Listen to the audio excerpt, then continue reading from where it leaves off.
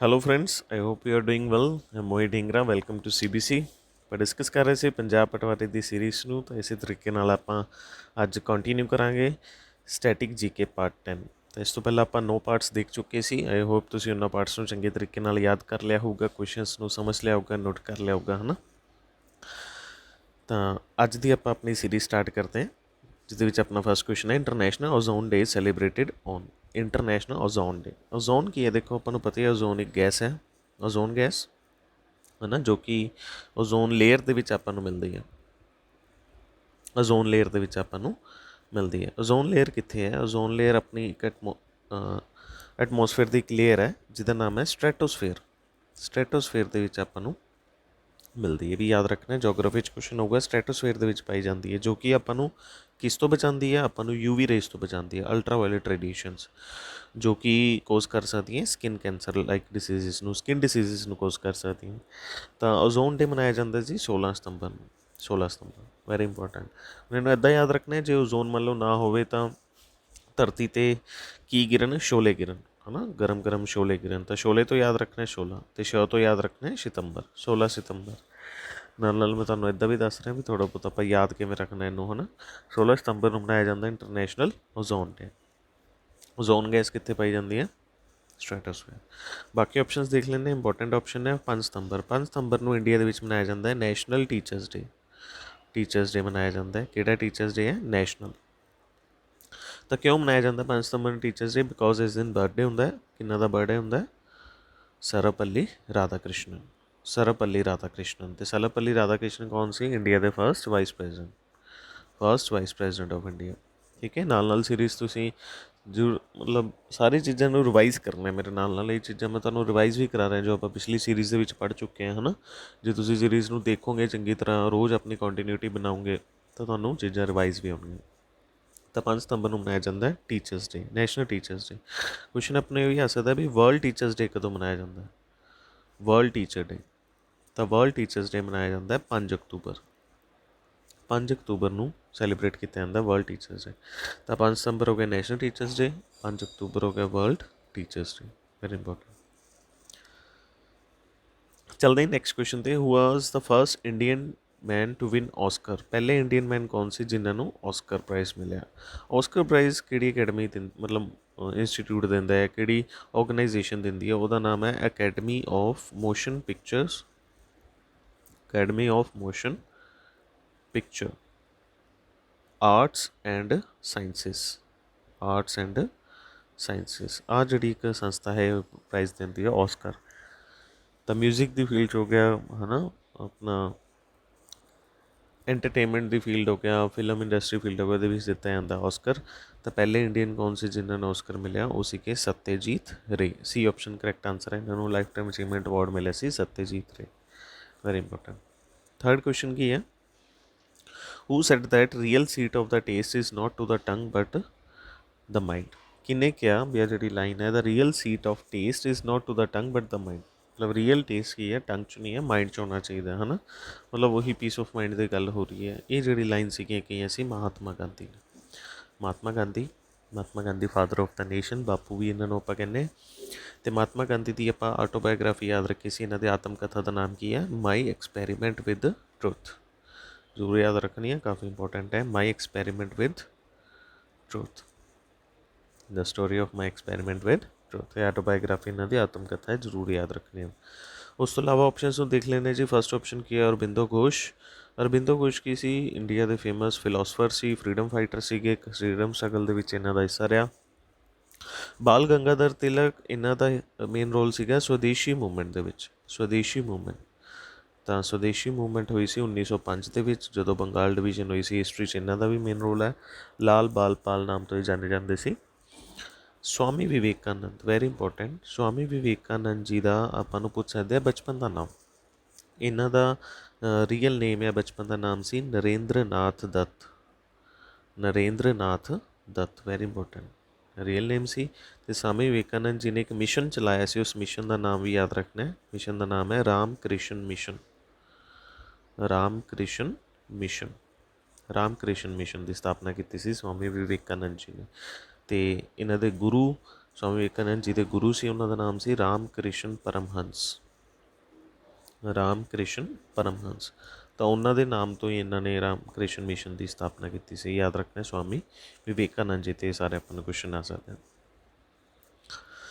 Fourth question है जी, which Indian Olympic boxer is called as super mom. किहड़े Indian boxer है जिन्होंने सुपर मॉम किया जाता है। ਇਹਦਾ आंसर है ए ऑप्शन मैरी कॉम। काफ़ी इंपॉर्टेंट है तो ईजी है आंसर। मैरी कॉम है दसना है ना। ओलंपिक के बॉक्सर है, 6 टाइम वर्ल्ड चैंपीयन रह चुके हैं, 6 टाइम वर्ल्ड चैंपीयन। तो हुणे फिलहाल मैंबर ऑफ राज्य सभा भी सी, मैंबर ऑफ राज्य सभा भी है। ठीक है, भी आप याद रखना है मैरी कॉम बारे। उस तो बाद बाकी ऑप्शनस देख लें। अंजुम चोपड़ा, अंजुम चोपड़ा वैसे क्रिकेटर है इंडियन क्रिकेट टीम के, है ना। पीटी ऊषा, इन्हों पर क्वेश्चन आऊगा। पीटी ऊषा तो वैरी इंपॉर्टेंट।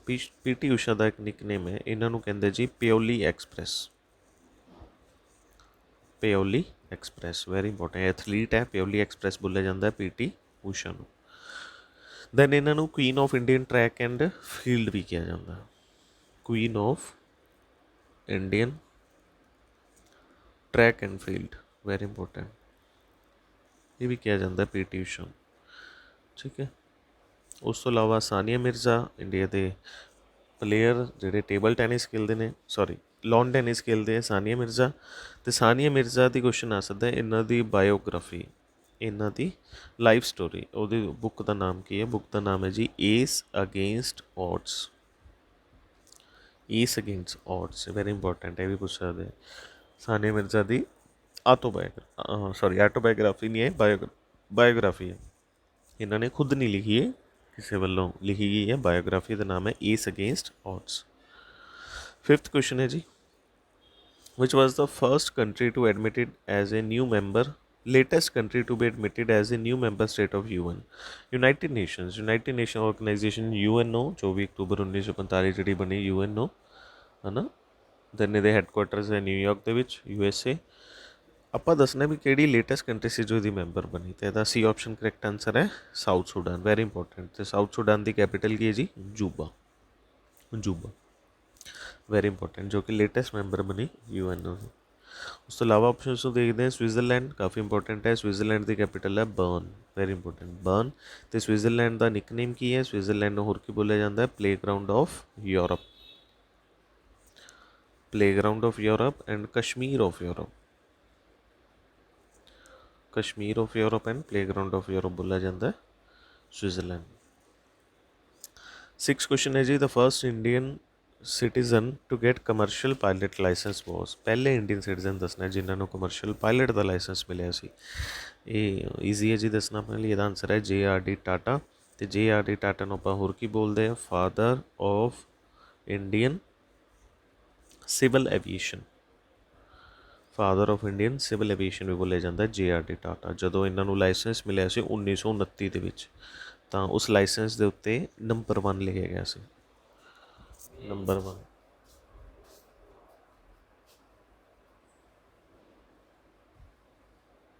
उस बाद है जी seventh question, the headquarters of international labour organisation ILO। Headquarter से अपन क्वेश्चन एक जरूर आता है, इंटरनेशनल लेबर ऑर्गेनाइजेशन, ये हैडकुआटर है जी जनेवा। तो जनेवा कितने है, स्विट्जरलैंड। Very important.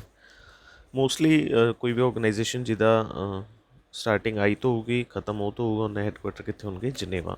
जनेवा कितने है, स्विट्जरलैंड। वैसे स्विट्जरलैंड की कैपिटल की है बर्न। हूँ आप पीछे पढ़ के हैं, Switzerland is also known as playground of Europe and Kashmir of Europe. बाकी ऑप्शन तो देख लें। पेरिस, पेरिस की कैपिटल की है फ्रांस। क्वेश्चन होर भी आऊगा भी पेरिस किहड़ी नदी के किनारे है, नदी का नाम की है सीन, सीन नदी के किनारे, सीन रिवर।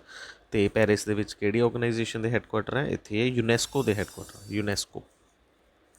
रोम की कैपिटल है जी इटली के, इटली की कैपिटल है रोम। तो रोम का भी एक निकनेम है, इनू बोलिया जाता है eternal city, eternal city very important.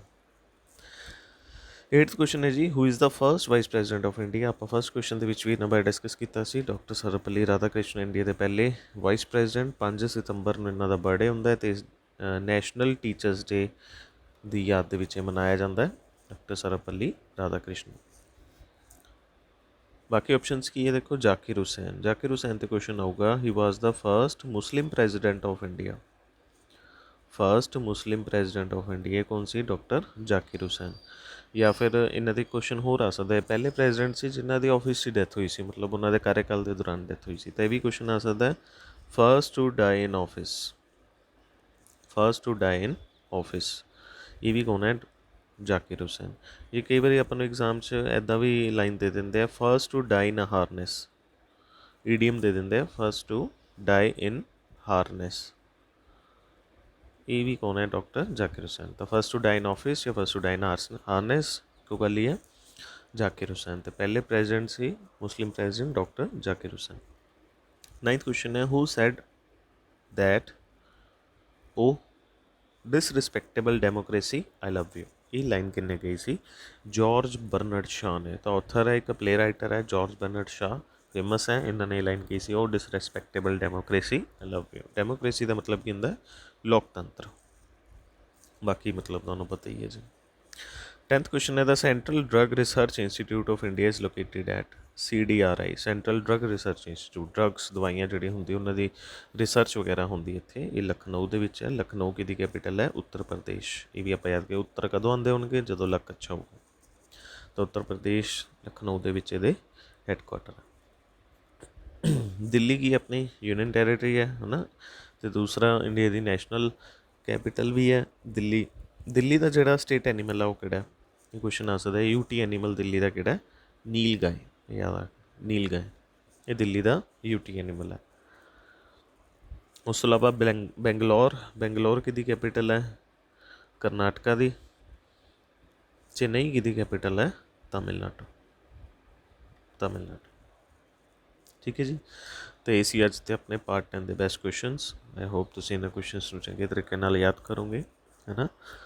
ਚਲੋ ਠੀਕ ਹੈ ਸਟੂਡੈਂਟਸ, ਮਿਲਦੇ ਆਪਣੇ ਨੈਕਸਟ ਪਾਰਟ ਦੇ ਵਿੱਚ। Best of luck.